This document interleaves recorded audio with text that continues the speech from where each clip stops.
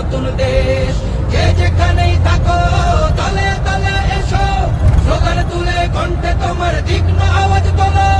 সফল করো জাতীয় সমাবেশ, সফল করো জাতীয় সমাবেশ, সফল করো জাতীয় সমাবেশ।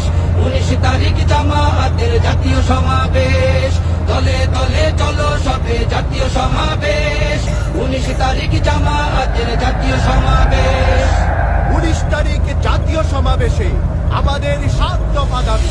5ই আগস্ট গণহত্যার বিচার চাই, রাষ্ট্রের সব সংস্কার করা চাই।